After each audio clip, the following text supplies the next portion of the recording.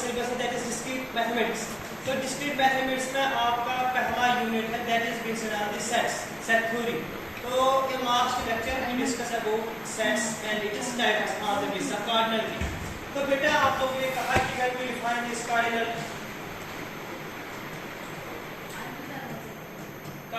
of a set, तो as per you people cardinality if A is in each set it is cardinality denoted by n of A, या बेटा हम इसको ऐसे लिख सकते हैं mod of A। What is meant by this cardinality? इसमें कितने एलिमेंट्स हैं? हाँ, cardinality simply implies number of elements in a given set. Number of elements in a given set. In a given set.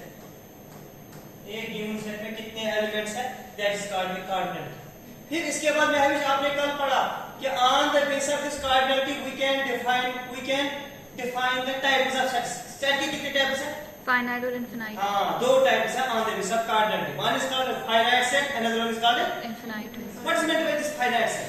जिसके number of elements दिए गए होंगे, Simply limited जिसकी होंगे। कार्डिनलिटी डिफाइंड है, जिसकी कार्डिनलिटी लाइक आप लोगों ने कहा था सेट ऑफ वैरिएबल्स जो है they are 5 in number that is cardinality defined. लेकिन आप लोगों ने कहा अगर आप कार्डिनलिटी डिफाइन नहीं है that is called infinite set. फिर जब मैंने आपसे एग्जांपल पूछा आपने कहा set of natural numbers, because sir जो नेचुरल नंबर है वो 1 से स्टार्ट होता है, उनका हमें अपर लिमिट पता नहीं है, that is an infinite set. ठीक है ना।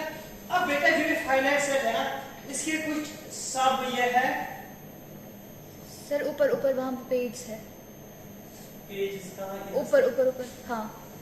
तो बेटा you people are aware about this finite set। अब जो ये finite set है ना, finite set थोड़ा ध्यान से देखना बेटा। A मेरे पास कोई finite set है तो आपने कहा n of A is defined, यही है ना as per you people।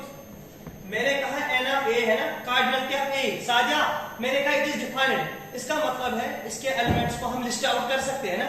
अब बेटा यहां देखना, मैंने कहा अगर हमारे पास एक सेट है A इसकी कार्डिनलिटी 0 है। राशा आप एक्सप्लेन करो what is meant by this cardinality 0। Cardinality 0 है मतलब कि इसमें जो एलिमेंट्स है वो 0 है, हाँ इसमें कोई एलिमेंट नहीं। Cardinality is 0 means it is without any element. तो आप लोगों ने कहा जब ये कार्डिनलिटी 0 है इसका मतलब A is like this, rather is this okay? Yes sir. A is like this. अगर सर कार्डिनलिटी 0 है, अगर कार्डिनलिटी 0 है this means set is like this, it is an empty set, set without any element. तो बेटा जो ये है ना एक सेट जिसकी कार्डिनलिटी 0 होगा this is called empty set, empty set. दूसरा नाम फाई सेट, या बेटा इसको कुछ लोग वाइड सेट भी कहते हैं, या बेटा इसको कुछ लोग नल सेट भी कहते हैं, आपकी चॉइस। तो रिदा आज के बाद आप लोगों को किसी को एक्सप्लेन नहीं करना है एक सेट जिसमें कोई एलिमेंट नहीं है दैट्स आप सिंपली कहेंगे if it is cardinality is 0 it is called empty set, empty set, null set, void set and phi set. यहां तक क्लियर? और बेटा ये roster form it is denoted like this, phi equal to like this, ये है ना this is an empty set. Now if we have a set A and it is cardinality is defined, what cardinality of A is equal to 1? Cardinality of A is equal to, तो हिबाशा आप मुझे बता cardinality is equal to 1 what is meant by this? मतलब इसमें element हाँ इस set में एक एलिमेंट है, आपने कहा सर लाइक दिस अगर मेरे पास सेट A है इसमें एलिमेंट 0 है, या अरिदा यू से like this D is equal to sir this 5, this again an answer. यहां पर इसका एलिमेंट क्या है? 5 एक एलिमेंट है। तो बेटा जिस सेट में एक एलिमेंट है इसका सिंगलटन सेट, अगर दो होंगे वी कैन से डबलटन सेट है ना।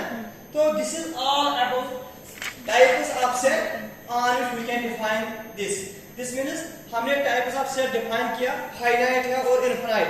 फाइनाइट में हमने सब टाइप्स लिया कि नल सेट क्या होता है जिसकी कार्डिनलिटी 0 होती है। ठीक है बेटा। इसके बाद है हमारे पास actually type is forms of a set. जो सेट है ना सेट के कितने फॉर्म्स हैं?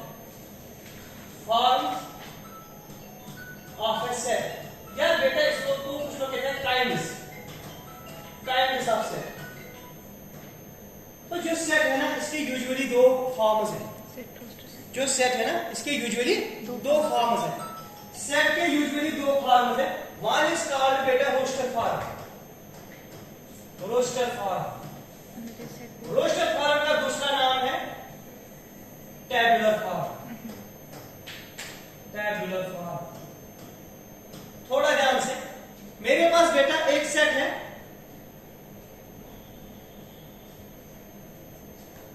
मेरे पास एक सेट है like this n of a equal to 4। मेरे पास एक सेट है n of a मुनज़्ज़म, मेरे पास सेट है n of a is equal to 4। इसका मतलब क्या है? इसमें चार आपने कहा सब example a is equal to suppose 2 4 6 and 8, ये कोई सेट है, इसमें चार एलिमेंट्स है तो आपने कहा लाइक दीज है। तो बेटा एक सेट जिसके एलिमेंट्स को हम लिस्ट आउट कर सकते हैं, जैसे आपने इसके एलिमेंट को लिस्ट आउट किया 2 4 6 and 8, या बेटा आप लोगों ने कहा बी कोई सेट है, इसमें एलिमेंट्स है a b c and d, आपने एलिमेंट्स को लिस्ट आउट किया, वो सेट जिसमें एलिमेंट्स को हम लिस्ट आउट कर सकते हैं, that form is called roster form. कुछ समझ में आया? रोस्टर फॉर्म और टेबुलर फॉर्म का मतलब है जिसमें हम एलिमेंट्स को लिस्ट आउट कर सकते हैं या जिसमें एलिमेंट सेपरेट होते हैं by means of commas, by means of commas.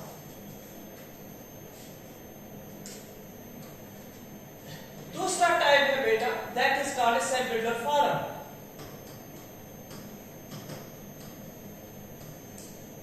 Set builder form का दूसरा नाम है रूल फॉर्म।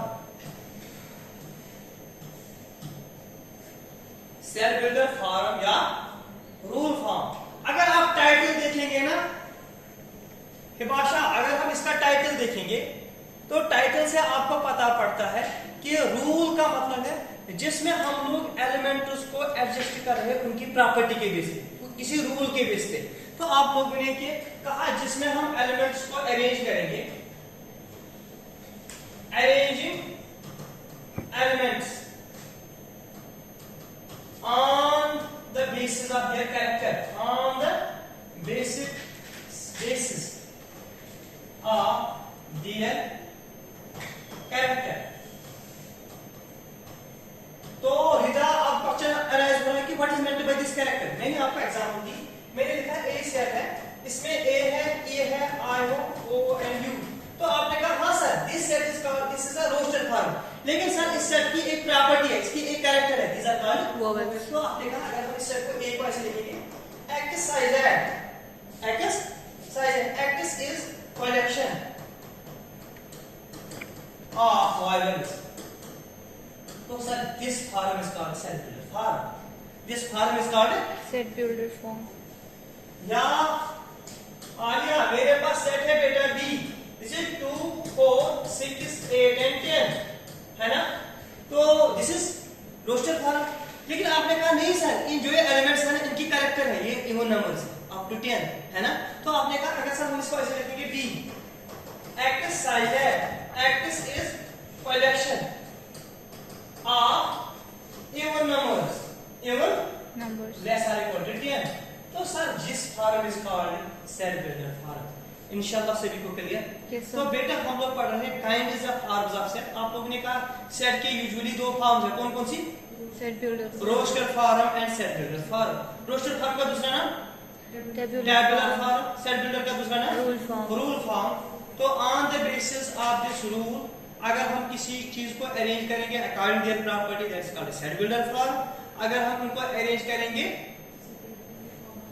सेपरेट या लिस्ट आउट करेंगे then it is called set roster form. हां हां अगर अरेंज करेंगे as property that is called set builder form. Okay write down this. हाँ बेटा नाउ वी विल कंटिन्यू। तो जो अभी तक था that was kinds and forms of A set है ना। तो अब इसके बाद है बेटा वहां term operation, operation on sets. जैसे बेटा आप लोगों को पता है कि हमारे पास मैथमेटिक्स में 4 फंडामेंटल ऑपरेशंस हैं। बोलो कौन कौन सा? Addition, subtraction, multiplication and division. जैसे इंग्लिश में 4 फंडामेंटल ऑपरेशंस हैं, बोलो क्या है पहले?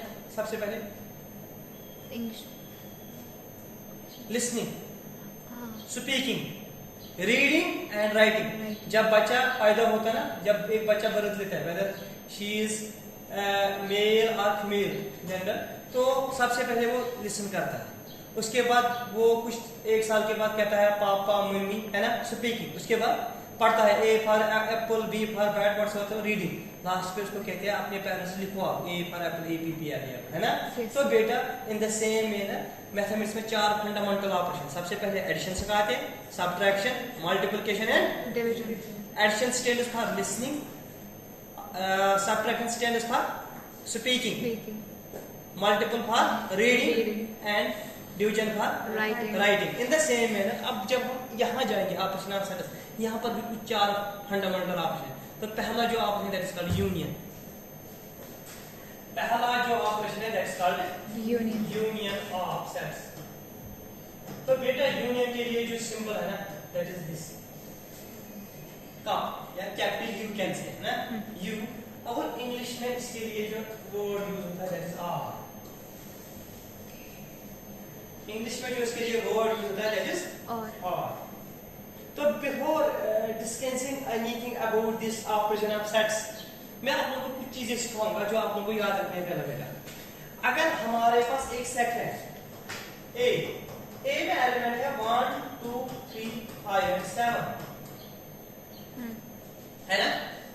अगर मैं आपसे पूछूंगा इस सेट की कार्डिनलिटी, तो आप लोगों का आंसर होगा 6 या 5 और 7। आप गिनेंगे 1 2 3 4 5। तो आपने कहा इसकी कार्डिनलिटी 5 है। रास्ता 5 का मतलब क्या है, इसमें 5 एलिमेंट्स हैं। अब मसला है बेटा, थोड़ा ध्यान से देखना। अगर मैं आपसे पूछूंगा ना जो 7 है, 7 क्या है, आप लोगों ने कहा ये मेंबर है, ये इस सेट के फैमिली मेंबर है, इस सेट का फैमिली मेंबर। तो बेटा आप लोग कहेंगे 7 जो है ना इट बिलोंग्स टू। तो बेटा यहाँ पर मुझे ये चीज आपको सिखाना है। अगर हम एलिमेंट की बात करेंगे तो 7 बिलोंग्स टू, तो कुछ सिंबल सीखते हैं। This is called belongs. 7 belongs to A. अब रास्या आपसे ये क्वेश्चन, अगर मैं यहाँ लिखूंगा 4, आपने कहा सर 4 डज नॉट बिलोंग्स। 4 ए में नहीं है, this symbol stands for does not, does not belong, है ना। यहाँ तक क्लियर? जो मुझे कहना है वो क्लियर हुआ? Yes sir. 2 सिंबल है, belongs और doesn't belong। मुझे पता जो ये belongs है हम कब यूज करते हैं, जब हम एलिमेंट की बात करें। 7 belongs to A। Okay. Point number 2, मेरे पास सेट ए है, तो ए में 2 है, 3 है, 4 है, 5 है। बी मेरे पास कोई सेट है बेटा 1 2 3 4 5 6 and 7, is it? Yes sir. आप में से मुझे कोई समझा सकता है सेट ए और सेट बी में क्या आप लोग ऑब्जर्व करें? इसमें कुछ एलिमेंट्स कॉमन है। आप लोगों ने कहा कि हम लोग ऑब्जर्व कर रहे हैं कि ए के सारे एलिमेंट्स किसमें? बी में। तो बेटा जब हमारे पास 2 सेट होंगे, जब ए के सारे एलिमेंट किसमें होंगे? बी में। तो हम कहेंगे जो ए है ना ये सबसेट ऑफ बी है।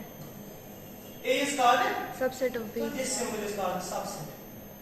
A is called subset of B. B.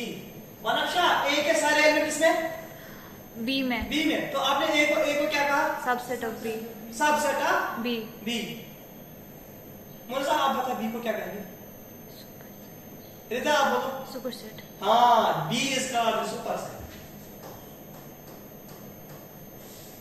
ये 2 टर्म है, सबसेट एंड सुपरसेट। तो जो head of the family act करेंगे ना दैट्स कॉल्ड सुपरसेट, जो इसके मेंबर्स होंगे दैट्स कॉल्ड। तो यहाँ से 2 चीजें आपने सीखी। दिस सिंबल, ये वाली सिंबल है ना, ये कब यूज होता है और ये वाली सिंबल कब यूज होती है, बोलो। वो बिलोंग्स टू नोट करता है, ये दिखाता है वेदर इट्स सबसेट और नॉट। आपने कहा जब बिलोंग्स है इसका मतलब हम जब मेंबर के साथ डिस्कस करेंगे, एलिमेंट के साथ, और जब सेट्स का कंपैरिजन होगा तब यूज करते हैं सबसेट। ठीक है, ओके।